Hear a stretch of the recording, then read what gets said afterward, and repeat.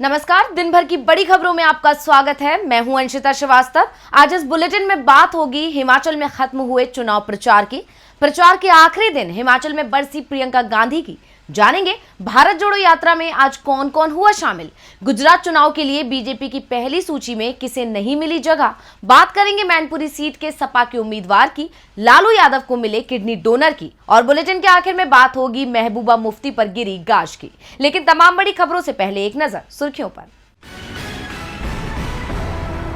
आजम खान पर session court से आया बड़ा फैसला। कोर्ट ने आजम खान की सजा पर रोक लगाने से किया इनकार। आजम खान की अपील को किया खारिज। प्रभात गुप्ता मामले में हुई सुनवाई। कोर्ट ने फैसला रखा सुरक्षित। केंद्रीय गृह राज्य मंत्री अजय मिश्र टेनी पर लगा है प्रभात गुप्ता की जान लेने का आरोप। विश्व कप फाइनल में नहीं पहुंच पाई टीम इंडिया। इंग्लैंड के हाथों सेमीफाइनल में भारत को मिली 10 विकेट से हार। फाइनल में अब पाकिस्तान और इंग्लैंड का होगा मुकाबला। शेयर बाजार गिरावट के साथ हुआ बंद। सेंसेक्स 419 अंकों की गिरावट के साथ 60,613 पर हुआ बंद। निफ्टी 120 अंकों की गिरावट के साथ 18,036 पर हुआ बंद। तो ये थी सुर्खियां और अब बात आज की सबसे बड़ी खबर की। हिमाचल विधानसभा चुनाव के लिए 12 नवंबर को मतदान होना है। ऐसे में आज से प्रदेश में चुनाव प्रचार खत्म हो गया है और प्रचार के आखिरी दिन सभी दलों ने राज्य में अपनी पूरी ताकत झोंकी। तो राज्य में कितनी सीटों पर होगा मतदान और कितने लोग कर सकेंगे मतदान, चुनाव से जुड़ी तमाम जानकारी जानने के लिए देखिए खास रिपोर्ट। हिमाचल में 68 विधानसभा सीटों के लिए 12 नवंबर को मतदान होगा, जिसके मद्देनजर आज शाम से ही चुनाव प्रचार खत्म हो गया। 8 दिसंबर को सभी 68 सीटों की काउंटिंग कराई जाएगी। इन 68 सीटों पर 413 उम्मीदवार मैदान में हैं। कांग्रेस, बीजेपी और आप ने सभी 68 सीटों पर उम्मीदवार उतारे हैं। एसपी और बीएसपी ने कुछ सीटों पर उम्मीदवार खड़े किए हैं। इसके साथ ही बीजेपी के 23 और कांग्रेस के 5 बागी उम्मीदवारों पर भी नजरें टिकी हैं, जो किसी भी दल का खेल बिगाड़ सकते हैं। आज चुनाव प्रचार का आखिरी दिन था और अंतिम दिन सभी दलों ने अपनी पूरी ताकत झोंक दी। कांग्रेस ने जहां पुरानी पेंशन स्कीम को लागू करने का मुद्दा पूरे जोर शोर से उठाया, तो वहीं बीजेपी ने कॉमन सिविल कोड को लागू करने का ऐलान कर दिया। राज्य के बहुसंख्यक वोटरों को अपने पक्ष में लाने की कोशिश की है। पार्टियां अपनी पूरी ताकत लगा चुकी हैं। अब नजरें मतदाताओं पर हैं। इस बार के चुनाव में हिमाचल में कुल मतदाता 55,74,793, सामान्य 55,07,261, सर्विस वोटर 67,532। मताधिकार का प्रयोग करेंगे कुल मतदाता। पुरुष मतदाता 28,46,201, महिला मतदाता 27,28,555 और नए मतदाता 43,173, दिव्यांग 56,001, थर्ड जेंडर 37, 80 प्लस के 1,22,000 और 100 प्लस के 1,83,000 मतदाता हैं। प्रदेश में कुल 7,881 मतदान केंद्र बनाए गए हैं, जबकि पिछली बार 7,521 मतदान केंद्र थे। एक मतदान केंद्र में 1,500 से अधिक मतदाता नहीं होंगे। 646 मतदान केंद्र शहरी और शेष 52% ग्रामीण इलाकों में हैं। लाहौल का टशीगंग मतदान केंद्र 15,256 फीट की ऊंचाई पर है। यहाँ पर कुल मतदाता 55 हैं। सुलह में सबसे ज्यादा 1,04,486 वोटर हैं। चंबा के भरमौर का चस भटोरी मतदान केंद्र तक पहुंचने के लिए 14 किलोमीटर पैदल चलना होगा और यहां कुल 93 वोटर हैं। दुर्गम क्षेत्रों में ईवीएम को पहुंचाने के लिए पहली बार विशेष बैग उपलब्ध कराए गए हैं। सबसे कम 24,744 वोटर वाला विधानसभा क्षेत्र लाहौल स्पीति है। किन्नौर के बूथ में सिर्फ 16 वोटर हैं। धर्मशाला के सिद्धवाड़ी में सबसे ज्यादा 1494 मतदाता हैं। प्रदेश में 10 से 12,000 फीट की ऊंचाई में कुल 55 मतदान केंद्र हैं, जबकि 12,000 फीट से अधिक की ऊंचाई वाले क्षेत्रों में 20 मतदान केंद्र हैं। चिंतपूर्णी विधानसभा क्षेत्र का दुसाड़ा 2 मतदान केंद्र सबसे कम ऊंचाई 300 फीट पर है। यहाँ कुल मतदाता 894 हैं। वहीं मतदाताओं को लुभाने के लिए प्रचार के आखिरी दिन बीजेपी, कांग्रेस सहित सभी दलों ने अपनी ताकत झोंक दी। हिमाचल में आज चुनाव प्रचार का आखिरी दिन था। ऐसे में सत्ताधारी बीजेपी और कांग्रेस दोनों ही दल आज राज्य में हुंकार भरते नजर आए। कांग्रेस के प्रचार की कमान प्रियंका गांधी ने संभाल रखी थी और आखिरी दिन भी उन्होंने राज्य में बड़ी रैलियां की।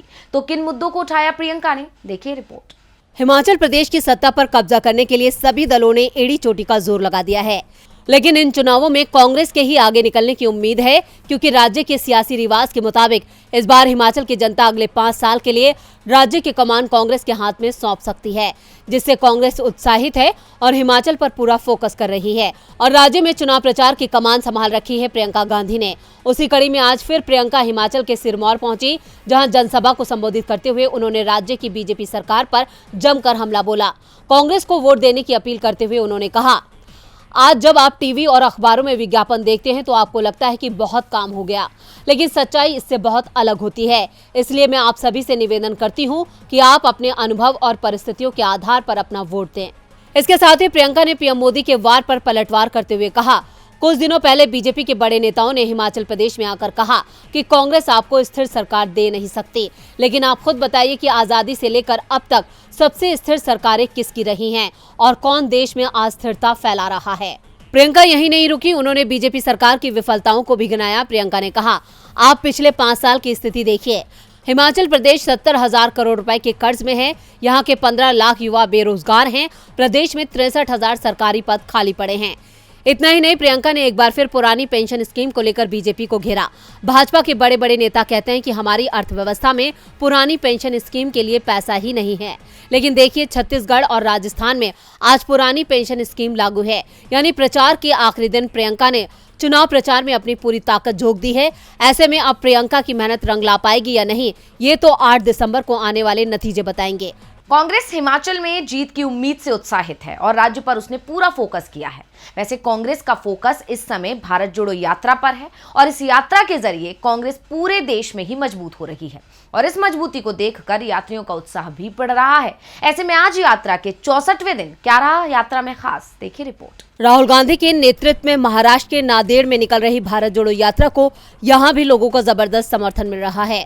आज नांदेड़ में निकल रही यात्रा में राहुल के साथ मल्लिकार्जुन खड़गे भी कदम ताल करते नजर आए, जिसकी जानकारी खुद कांग्रेस अध्यक्ष ने अपने ट्विटर हैंडल पर दी थी। वहीं आज भी अपनी यात्रा के दौरान राहुल का बीजेपी पर हमला जारी रहा।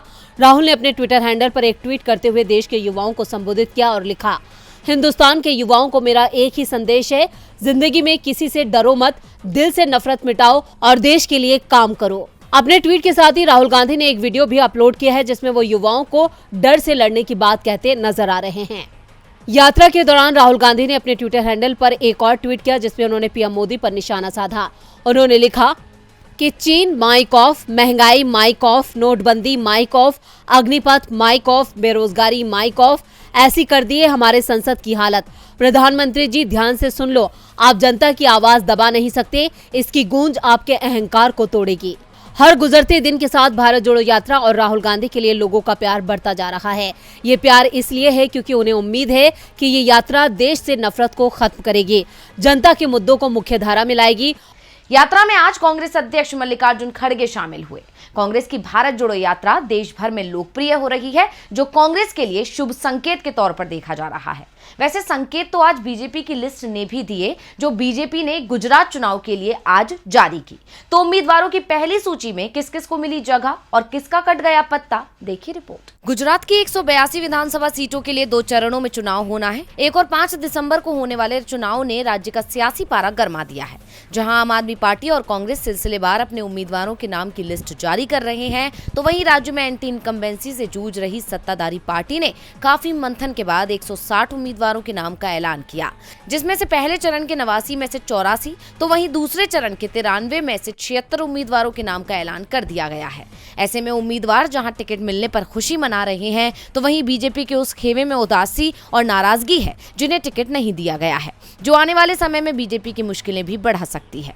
हालांकि अभी तक सिर्फ एक ही सूची जारी की गई है, लेकिन इस पहली ही सूची से कई दिग्गजों के नाम गायब होने ने बीजेपी के अंदर मची खलबली के संकेत दे दिए हैं। बीजेपी की पहली सूची में कांग्रेस से बीजेपी में शामिल हुए पाटीदार नेता हार्दिक पटेल और वीरमगाम विधानसभा सीट से टिकट दिया गया है। इसके अलावा जामनगर उत्तर से क्रिकेटर रविंद्र जडेजा की पत्नी रिवाबा जडेजा को टिकट दिया है। खास बात यह है कि बीजेपी ने अपनी पहली सूची में 7 ऐसे लोगों को टिकट दिया है जो कांग्रेस से बीजेपी में शामिल हुए हैं। जबकि अपने कई दिग्गजों के टिकट काट दिए हैं, जिससे बीजेपी में असंतोष पैदा होने की उम्मीद है। इसके अलावा कई दिग्गज अभी लटके हुए हैं जिनके नाम पर मोहर नहीं लगी है। इसके साथ ही बीजेपी ने गुजरात में 69 सिटिंग विधायकों के टिकट को रिपीट किया है, यानी इन्हें दोबारा चुनाव लड़ने का मौका मिला है। वहीं 38 विधायकों के टिकट काट दिए गए हैं और 160 उम्मीदवारों की पहली सूची में से 38 नए चेहरों को मौका दिया गया है। इतना ही नहीं, लिस्ट जारी होने से पहले ही बीजेपी के अंदर मची खलबली का संकेत पूर्व सीएम के चुनाव न लड़ने के ऐलान ने दे दिया था। दरअसल लिस्ट जारी होने से एक दिन पहले ही पूर्व सीएम विजय रूपाणी और पूर्व डिप्टी सीएम नितिन पटेल ने इलेक्शन नहीं लड़ने का ऐलान कर दिया था। रूपाणी सरकार के कुल 8 मंत्रियों ने चुनाव नहीं लड़ने का ऐलान किया था। ये इस बात का संकेत है कि गुजरात चुनाव से 1 साल पहले विजय रूपाणी के हाथ से सत्ता की कमान लेने से रूपाणी खेमा खुश नहीं है, इसलिए उन्होंने चुनाव से दूरी बनाई है। इसके अलावा राजनीतिक जानकारों का ये भी कहना है कि इन लोगों ने आलाकमान के दबाव में चुनाव लड़ने से मना किया है। अब सच्चाई जो भी हो, लेकिन दिग्गजों का नाम लिस्ट में ना होना बीजेपी के अंदर मची खलबली के संकेत दे रहा है। बीजेपी ने 7 ऐसे लोगों को टिकट दिया है जो कांग्रेस से बीजेपी में आए हैं। ऐसे में गुजरात बीजेपी के अंदर खलबली मच सकती है और पार्टी दिग्गजों की नाराजगी चुनाव में बीजेपी के लिए मुश्किल पैदा कर सकती है। बीजेपी ने उम्मीदवारों की पहली सूची जारी तो की, वहीं समाजवादी पार्टी ने आज मैनपुरी लोकसभा सीट पर होने वाले उपचुनाव के लिए अपने उम्मीदवार की घोषणा कर दी। यूपी की मैनपुरी लोकसभा सीट पर 5 दिसंबर को उपचुनाव के लिए मतदान होना है। हालांकि इस सीट के अलावा देश की अन्य 5 विधानसभा सीट पर भी उपचुनाव है, लेकिन सभी की नजरें मैनपुरी लोकसभा सीट पर टिकी हुई हैं। हर कोई जानने को उत्सुक है कि इस सीट से समाजवादी पार्टी किसे मैदान में उतार रही है। ऐसे में इंतजार खत्म हो गया है और सपा ने अपना प्रत्याशी घोषित कर दिया है। मैनपुरी लोकसभा सीट से समाजवादी पार्टी ने डिंपल यादव को उम्मीदवार बनाया है। दरअसल इस सीट पर सभी का ध्यान इसलिए भी है क्योंकि मैनपुरी सीट पर यादव परिवार का कई दशकों से कब्जा है। ये सीट 1996 से सपा के पास है। 5 बार मुलायम सिंह यादव और 2 बार बलराम सिंह यादव यहां से चुनाव जीत चुके हैं। ऐसे में सवाल था कि मुलायम सिंह यादव की राजनीतिक विरासत कौन संभालेगा।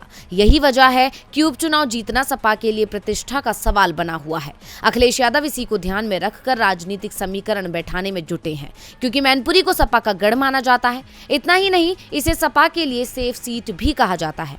ऐसे में अब सपा ने डिंपल यादव को इस सीट से मैदान में उतार दिया है, यानी अब इस सीट पर कब्जा बरकरार रखने का सारा दारोमदार डिंपल यादव के कंधों पर आ गया है। देखना होगा कि मुलायम सिंह के निधन के बाद भी सीट पर यादव परिवार का दबदबा कायम रहेगा या नहीं। बता दें कि लोकसभा उपचुनाव के लिए आज से नामांकन की प्रक्रिया शुरू हो गई है, जो 17 नवंबर तक चलेगी। वहीं 5 दिसंबर को मतदान के बाद 8 दिसंबर को चुनाव के नतीजे सामने आ जाएंगे। मैनपुरी सीट पर राजनीतिक विरासत को संभालने की जिम्मेदारी अब डिंपल यादव के कंधों पर है। सपा की कोशिश है कि सीट परिवार में ही रहे। लंबे समय से उम्मीदवार पर मंथन हो रहा था और आज उम्मीदवार मिल गया। वैसे ही आज लालू यादव को उनकी किडनी के लिए डोनर भी मिल गया है। तो कौन दे रहा है लालू यादव को अपनी किडनी, आइए जानते हैं। पिछले 4 दशक से बिहार में लालू यादव की धाक कायम है। वो सत्ता में रहे हों या विपक्ष में, लालू की तूती बिहार में बोलती रही। पटना से दिल्ली तक राजनीति में उनका दखल बना रहा, लेकिन बीमारियों ने इस कदर घेरा कि उन्हें सियासत में सक्रियता कम करनी पड़ी। हालांकि लालटेन को रोशन करने के लिए वो रणनीति तो अब भी बनाते हैं, लेकिन मुखर होकर मैदान में नहीं उतर पाते। इसकी वजह है किडनी की बीमारी, जिसका इलाज सिंगापुर में जारी है। अब डॉक्टर्स ने उन्हें किडनी बदलने की सलाह दी है, जिसके बाद सिंगापुर में रहने वाली उनकी बेटी रोहिणी आचार्य ने उन्हें किडनी दान देने का फैसला किया है। रिपोर्ट्स के मुताबिक बीते महीने लालू यादव को डॉक्टर्स ने किडनी ट्रांसप्लांट कराने की सलाह दी थी। डॉक्टर्स की सलाह पर रोहिणी ने अपने पिता को अपनी किडनी देने की बात कही थी, लेकिन लालू इसके पक्ष में नहीं थे। लेकिन बाद में रोहिणी और परिवार के अन्य लोगों के दबाव के बाद वो मान गए। जानकारी के मुताबिक लालू यादव अपनी किडनी ट्रांसप्लांट के लिए 20 से 24 नवंबर के बीच फिर सिंगापुर जा सकते हैं। इसी दौरान उनका ऑपरेशन होने की संभावना है। आपको बता दें कि लालू जांच कराने के लिए 12 अक्टूबर को सिंगापुर गए थे। उनके साथ पत्नी राबड़ी देवी, बड़ी पुत्री मीसा भारती भी गई थी। जाने के बाद वहां डॉक्टरों ने लालू यादव की जांच की थी। इसी के दौरान उन्हें किडनी ट्रांसप्लांट की सलाह दी गई। अब आरजेडी सुप्रीमो का ऑपरेशन होने जा रहा है, जिसके लिए उनकी बेटी किडनी दान करेगी। और बुलेटिन के आखिर में बात होगी महबूबा मुफ्ती पर गिरी गाज की। जम्मू कश्मीर की पूर्व मुख्यमंत्री और पीडीपी प्रमुख महबूबा मुफ्ती को अब जल्द ही श्रीनगर के गुपकर रोड पर 8 कमरों वाले बंगले फेयर व्यू गेस्ट हाउस को छोड़ना होगा। हालांकि पूर्व मुख्यमंत्री और प्रशासन के बीच अभी तक नए घर को लेकर कोई सहमति नहीं बनी है। बागों से घिरा फेयर व्यू गेस्ट हाउस महबूबा के पिता मुफ्ती मोहम्मद सईद को 2005 में आवंटित किया गया था, जब उन्होंने कांग्रेस पार्टी के साथ गठबंधन सरकार में सीएम के रूप में 3 साल पूरे किए थे। लेकिन अब महबूबा को इस घर से बेदखल कर दिया गया है। देखते हैं ये रिपोर्ट। धारा 370 खत्म होने के बाद राज्य में पहली बार विधानसभा के चुनाव होने जा रहे हैं। इन चुनावों ने राज्य का सियासी पारा काफी गर्म कर रखा है। राज्य में एक के बाद एक विपक्षी नेताओं को निशाना भी बनाया जा रहा है। पीडीपी प्रमुख महबूबा मुफ्ती अक्सर मोदी सरकार के खिलाफ बयानबाजी करती रहती हैं, जिसका खामियाजा उन्हें घर से बेदखल करके चुकाना पड़ रहा है। घाटी में जून 2018 में पीडीपी बीजेपी सरकार गिरने के बाद भी महबूबा मुफ्ती अपने इस घर में रहती रही थी। उन्होंने अपने पद से इस्तीफा दे दिया था, लेकिन उन्हें इस घर में रहने की इजाजत दी गई थी। हालांकि अब महबूबा के पास कोई संवैधानिक पद नहीं होने के कारण प्रशासन चाहता है कि वो घर खाली कर दें। 15 अक्टूबर को उन्हें केंद्र शासित प्रदेश के संपदा विभाग ने घर खाली करने के लिए एक नोटिस भी भेज दिया है। 10 दिन बाद भेजे गए एक दूसरे नोटिस में कहा गया कि वो एक अनाधिकृत कब्जा है और अब वो पूर्व मुख्यमंत्री की क्षमता में सरकारी आवास को बनाए रखने की हकदार नहीं है। उन्हें घर छोड़ने के लिए 15 नवंबर तक का समय दिया गया है। घर खाली करने के नोटिस के जवाब में महबूबा ने कहा कि उन्हें गुपकार रोड आवास सुरक्षा के आधार पर दिया गया था, न कि मुख्यमंत्री के नाम पर। उधर प्रशासन ने उनके तर्क को ये कहते हुए ठुकरा दिया कि सरकार उन्हें एक वैकल्पिक आवास देने के लिए तैयार है। महबूबा मुफ्ती अब तक प्रशासन के दूसरे घर के ऑफर को ठुकरा चुकी हैं। उन्होंने कहा है कि मैं अपनी बहन के घर जा रही हूँ, वो विदेश में रहती है, हमारे पास कोई विकल्प नहीं है। घर में निजता का अभाव था जो उन्होंने हमें तुलसी बाग में दिखाया था, ये भी अच्छी स्थिति में नहीं था, इसलिए हमने इसे नहीं लेने का फैसला किया। नए स्थान की सुरक्षा व्यवस्था के बारे में उनके साथ अभी तक कोई चर्चा नहीं हुई है। महबूबा मुफ्ती को घर खाली करने के नोटिस पर भी राज्य में सियासी पारा गर्म है, तो वहीं महबूबा मुफ्ती ने भी साफ कर दिया है कि वो बीजेपी के दबाव में नहीं आने वाली हैं। तो आज इस बुलेटिन में बस इतना ही। देखते रहिए डीवी लाइव। नमस्कार।